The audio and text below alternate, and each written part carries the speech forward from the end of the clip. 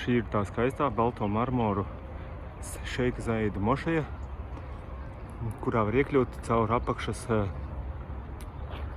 tuneli. Tā ir pieejama apmeklētājiem. Šeit ārpusē ir skaisti iekopti dārzi, skaisti daudz sakoptu koku, kociņu, krūmāju, un blakus notiekās arī kaut kāds konstrukciju darbi. Šeit blakus mošajai ir flīzētas grīdiņas tādām plāksnītēm. Viss ir norobežots ar sētām, tuvāk netiek pa šo attālumu, lai apskatītu no ārpuses, un tik teritorijā jādodas pa pazemes ejām. Te viss tā kā pie cilvēkiem normāls ietves, normāli trotuāri, skaisti sakopti koki. Bez riņķī ir daudz turismu, autobusi. Visur ir tāda kustība diezgan iespaidīga. Es esmu pagājis no maliņas to visu novērtēt. Atbrauc pie mošejas un tagad mēģina kāpt lejā. Brauc lejā ar elevatoru, te apakšā kaut kādā undergroundā ir kaut kādi veikali. Un rotaļu istabas un ēdieni. Karoči, lai tiktu iekšā šitajā saucamajā mošajā, caur pagraba ejām, ir vajadzīga kaut kāda mistiska reģistrēšanās, kuru var izdarīt tikai tad, ja tev ir internets telefonā. Tas ir augšā, apakaļ jāiet un jābrauc pie elevatoru vai kaut kur apmēram pagrabā šajā lejas daļā, šajos veikalos kaut kur esot reģistrācijas kaut kāds iespēja 5 minūšu gājiena attālumā no ieejas pagraba mošajā. Es esmu tādā šokā kaut kārtējo reizi, ka man visu laiku neveicās visām lietām, ko es daru. Nesaprotu, kur te var kaut ko izdarīt. Varbūt šeit izrādās, ka reģistrēšanos var veikt pavisam kaut kur citu otrā apakš pazemes underground veikalu otrajā galā, kas ir pietiekoši tālu. Reģistrējos pie tā aparāta, kas atrodas otrā galā visiem šiem tuneļiem. Tas prasīja kaut 2 minūtes. Vajadz ievadīt visus savus personas datus, telefonu numurus, e-pastus, valsti, adresi un tā tālāk. Pēc tam tas QR kods, ko parādīja uz ekrāna, it kā ir jānoskanē ar fotoaparātu, bet man nav interneta, līdz ar to viņš to saiti nepieņem. Wi-Fi šeit nav. Simkartes vietējās man nav. Līdz ar to man ir iespēja tikai, ko man iesaka tā security, kad es drīkstu tikai viņu pārfotografēt un tad iet atkal cauri visiem šiem veikliem uz otro galu, lai uzrādītu šo QR kodu nākošiem security, lai tiktu iekšā. Tātad telefonā nobildēto QR kodu jāuzrāda būs otrā galā. Redzēsim, kā man izkartīja tā kā lidostā caur tiem visiem lāzeriem, skaneriem un rengeniem. Tad es neiesu uztaisīts kā lidostā, milzīgi, plaši, lieli, gari, tāli tuneļi. Viens aiz otru seko, tur jāiet un jāiet. Iziet cauri pagraba garajiem tuneļiem, beidzot nonākam pa trepēm uz augšu ar elevatoru un tiekam priekšpusē mošai. Nu tad beidzot. Šeit lūk viņa ir. Krāšņā skaistā mošeja. Nu tā, esmu nonācis pie pašas mošejas, kas būvēta no baltiem marmoriem, ar skaistiem kupoliem, augstiem gariem torņiem, ar basēniem. Riņķī šeit. Iesim lūkot, kas tur iekšā darās. Šeit ir turisti, protams, daudz. Flīzēti skaisti celi.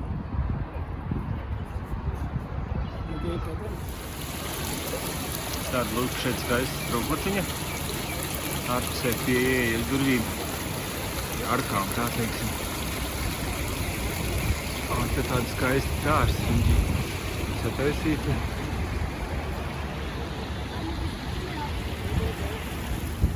Uz grīdām dzeltenas un melnas marmora plāksnītes, bet visas sienas esot taisītas no pilnīgi balta marmora.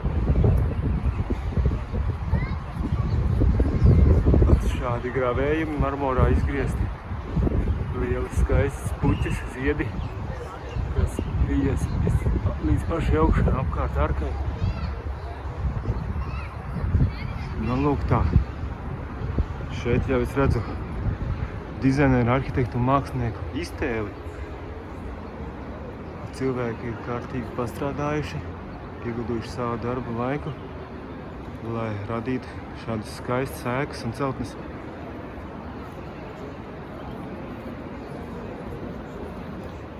Tā ir eja pa kreisi. Šeit ir priekšā tā mošeja, un šeit un te ir eja pa labi. Marmora mozaikas, veidotas lielas tādas plaks no maziem gabaliņiem, ļoti milzīga izmērā flīzes, kurām staigāt ir aizliegts. Un šeit viss tas daļums, kas redzams no attāluma. Jā, man grieztīns skats uz kolonām. Šeit ir mozaika arī griezta katra plāksnīte. Katra krāsa atsevišķi ir iegriezta marmorā. Katrs zieds ir veidots no dažādiem krāsu marmoriem un ielikts tajā baltajā flīzē. Tas ir tāds īpašs mākslas darbs. Ļoti laikietilpīgs mākslas darbs. Šodien paveicies to, ka saule nav ārā. Neizturami svelmīgi, cepinošā saule. Līdz ar to tā ir forši patīkami staigāt, pūš viegls vējiņš. Un ir forši atrasties tādā vidē, kur šobrīd, teikšu tā, ļoti maz turistu ir. Lūk, skaisti gleznotās sienas. Tie nav gleznojumi, bet gan tipas kuplu, nezinu, kā to nosaukt. Skaisti kristāli lustra augšā, milzīgi augsts kupols. Un, ja es pareizi atceros, tad šeit pirms 10 gadiem varēja staigāt pa visām šīm puķu grīdām. Tagad šeit tas viss ir ierobežots ar striķīšiem baltiem un izveidot plasmasas trotuāri, pa kuriem staigāt.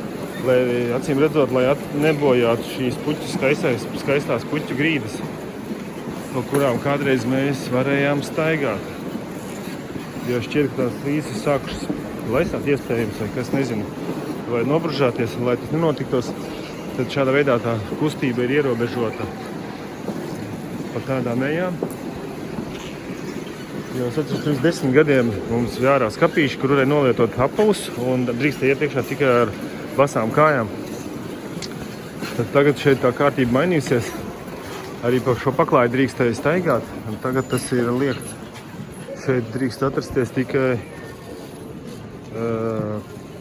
security puisis. Neviens cits šeit pa tiem paklājiem nevar staigāt.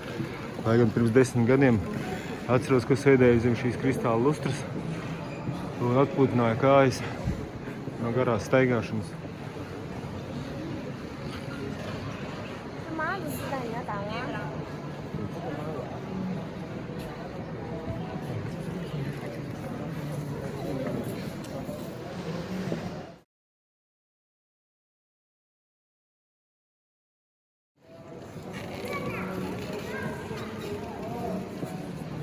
Šeit ir tas ļoti skaistais un milzīgi iespējīgais paklājs, pa kuru varēs staigāt. Un es redzot, ka turisti staigājuši tik daudz, ka viņš pilnīgi izskatās, ka zem viņa ir dēļu grīda, kas ir iegrūsi vai iešķiebusies krunkās.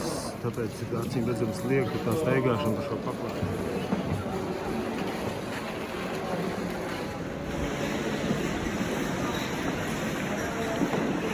Šī arhitektūra pārsteidz iedvesmot, tiešām ir ieguldīts milzīgs darbs, jo tās puķas sienām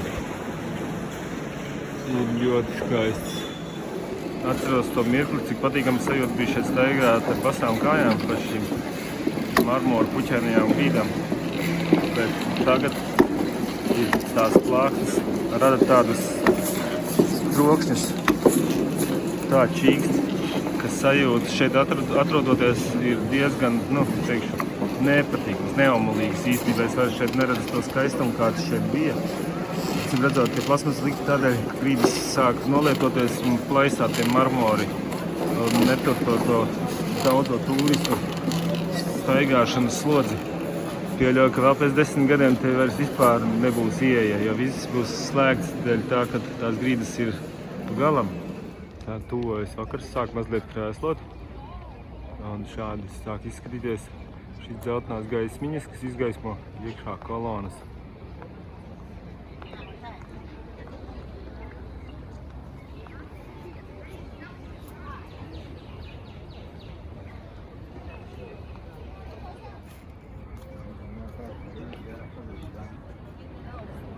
Mošeja izskatās vēl joprojām skaista, bet ne tik skaista, kāda viņa bija pirms 10 gadiem saulainā laikā.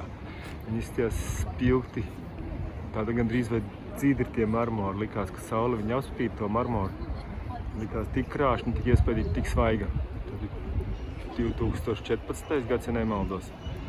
Tagad tas nolietojums ir manāms. Viņa kļūst vēsturiskākā, tas saprotams. Un turisma ierobežojumi ir ļoti daudz. Kustība ir ļoti, tā kā piespiedu kārtā. Jā, tas turisma noslēgums liek par sevi manīt.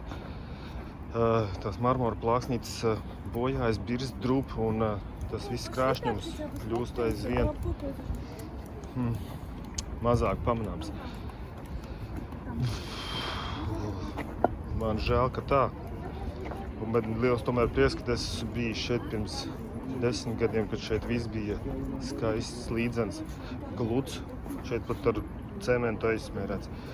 Agrāk bija līdzens, gluds, skaists un spožs. Šeit tās plāksnes kustās, birst ārā, un tas man apbēdina mazliet.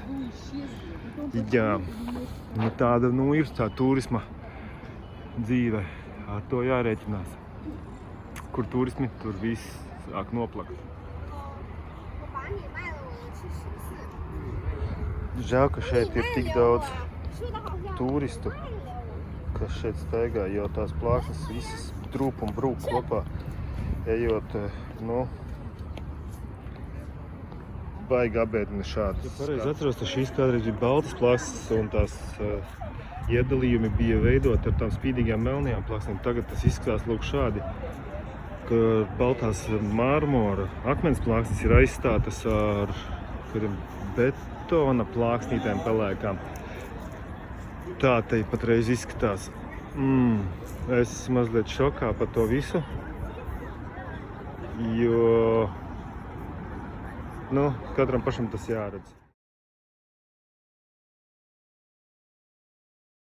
Protams, tāpat kā Vatikānā, tiklīdz tu esi ārā no dievnama, tā uzreiz sākas suvenīru veikali, jo bez tiem nekādīgi. Vatikānā pat bija tā, ka viss ejas bija pilnas ar turismu veikaliņiem un tents plēvju būdiņām, kur tirgoja visādas mantiņas un, protams, to turistu. Tur bija tik daudz to fotogrāfu un bildētāju kārtās.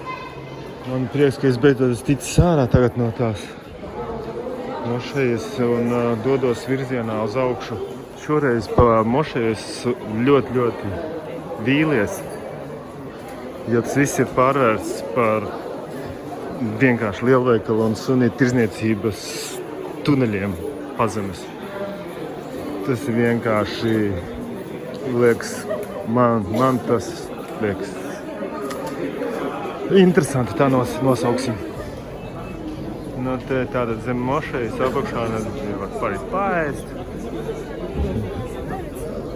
nopirkt maķīti, kādu mākslas darbu arī var iegādāties, bet visā visumā tas ir vienkārši parasts lielveikals.